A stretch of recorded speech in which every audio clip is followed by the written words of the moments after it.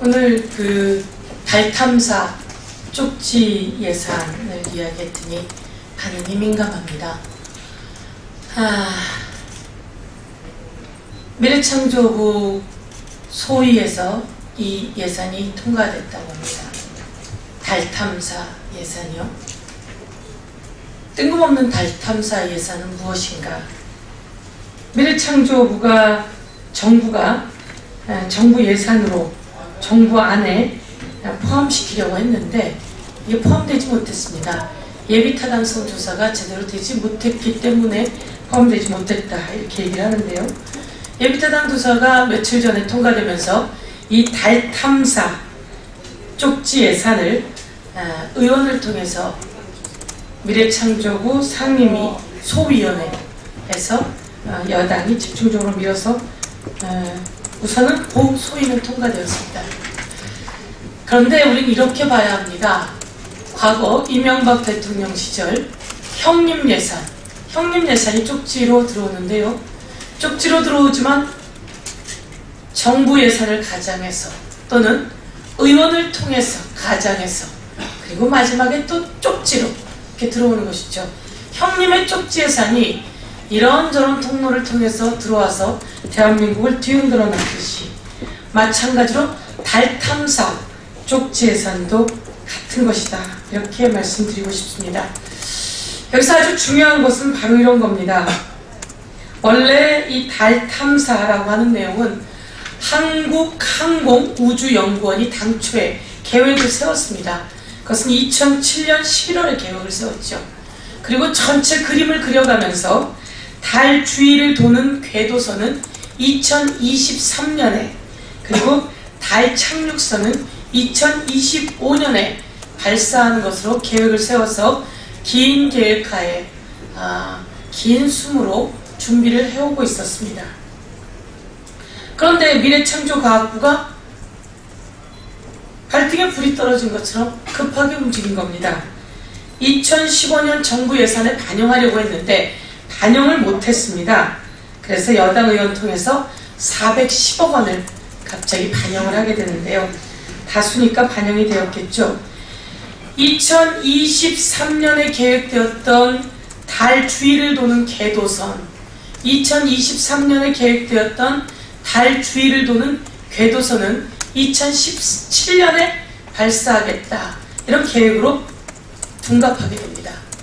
2025년에 발사하기로 예정되었던 달 착륙선은 2020년에 발사하자. 이렇게 계획이 되어 있습니다.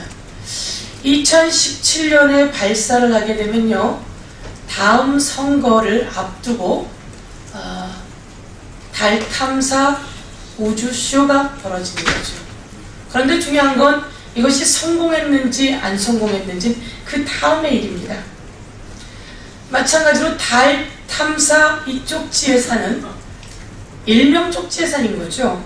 차기 대선을 앞둔 이벤트용이라고 하는 의혹이 있습니다. 한국과학기술평가원은요 이렇게 얘기합니다. 한국과학기술기획평가원은요 위험한 요인이 많아서 2017년에 발사라고 하는 것은 위험하다, 얽매이지 말아야 된다 라고, 그리고 단계적인 검토를 통해서 성공 확률을 제고해야 된다 이렇게 이야기를 합니다. 다시 한번 말씀드리면 이 달 탐사 계획은 2023년이 2017년으로 변경되고요. 2025년이 2020년으로 변경되면서 갑작스럽게 예산이 필요하게 되었고 이것이 여당 의원 통해서 어제 들어오게 된 겁니다. 일명 이게 쪽지 예산이 아니고 뭐겠습니까?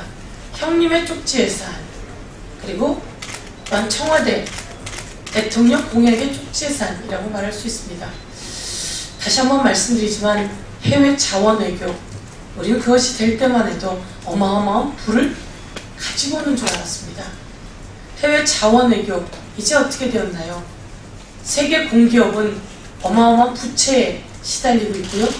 그러면 그 수십조에 달하는 부채, 이자는 누가 갚는 겁니까? 이자, 원금도 그렇고요. 원금 그나마 이렇게 얘기합니다. 4대강 예산 그나마 그 돈 한국으로 뿌려졌지. 해외 자원개발 그 돈 다 어디로 뿌려진 겁니까? 엉뚱하게 투자해서는 안 될 곳에 투자했고 어떤 브로커가 얼마나 해쳐먹은 겁니까? 그런 것만 하지 않았어도 지금 누리 예산 없느니 급식 예산 없느니 이런 얘기 하지 않아도 됩니다.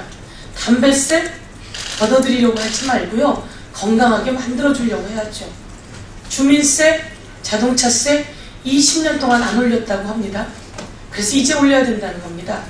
아니 해외 자원개발에 그렇게 투자하고 이것은 수천억짜리 계획인데요. 이번에 400억 잠깐 집어넣어서 하겠다는 겁니다. 누군 필요해서 금방금방 400억 쑤셔넣는데 아이들의 먹거리, 아이들의 공부할 권리 이런 것을 정부가 정치인들이 쥐고 흔들어서야 되겠습니까? 이 부분만큼을 다시 한번 지적하기 위해서 왔습니다. 말씀드리지만 해외 자원, 투자, 이자 어디서 나가는지 다시 살펴주셔야 됩니다. 4대강 투자한 수자원공사가 8조 원의 빚을 떠안았습니다. 그 수자원공사 8조 원의 이자는 누가 내는지 혹시 알고 계시는지요? 그 이자 3,700억 정도가 우리 이번 정부가 내놓은 예산에 들어있었습니다. 4대강 하다가 수자원공사가 진 빚을 왜 서민들의 세금 올려서 내야 하는지 여러분 꼭 좀 지켜주십시오. 한 번 더 말씀드리면 비과세 저축이라고 하는 게 있습니다. 비과세 저축. 대한민국 1인당 1,000만원, 2,000만원 정도는 이자 중에 15.4% 내는 이자를 9.5%만 내라고 6% 정도 이자에 세금을 깎아주는 비과세 저축이 있습니다. 그 비과세 저축 이번에 폐지하려는 게 정부의 아니라는 거 알고 계십니까? 쌀, 고기 그리고 책에도 부가가치세를 10% 붙이려고 했던 정부. 그것에 대해서 문제제기하니까 그것은 하지 않겠다고 한 발 뒤로 뺐습니다. 비과세 저축이라고 서민들이 1,000만원, 2,000만원 요거 세금 좀 깎아준대 라고 했던 그 돈은요 다 합치면 25조입니다. 25조에 해당하는 저축 그거의 이자에 6% 정도 비과세하는 것을 없애버리려고 하는 정부입니다. 그것도 잘 기억해 주셔야 합니다. 3천만 원까지 증여를 하면 세금을 내지 않습니다. 그런데 어느 날 갑자기 여당 의원 발로 1억 원까지 손주에게 증여를 해도 세금을 내지 않게 이번에 발의하려고 했습니다. 부자들은 증여하는 것까지 깎아주려고 온갖 방법을 동원하고 그러다가 여론에 밀려서 그 의원이 그 법안을 철회했습니다. 이런 법안이 이번에 부지기수로 숨겨져 있으니 꼭 잘 살펴서 국민 등골 휘는 생활 좀 소득 나아지게 도와주십시오. 제일 중요한 건 이 달 탐사 예산은 계획을 무리하게 변경하면서까지 할 때 어떤 무리나 위험 요소가 따를지 모른다는 것을 다시 한번 말씀드리고 국민의 혈세 제대로 된 계획하에 제대로 쓰여질 수 있도록 여러분이 지켜주십시오. 감사합니다.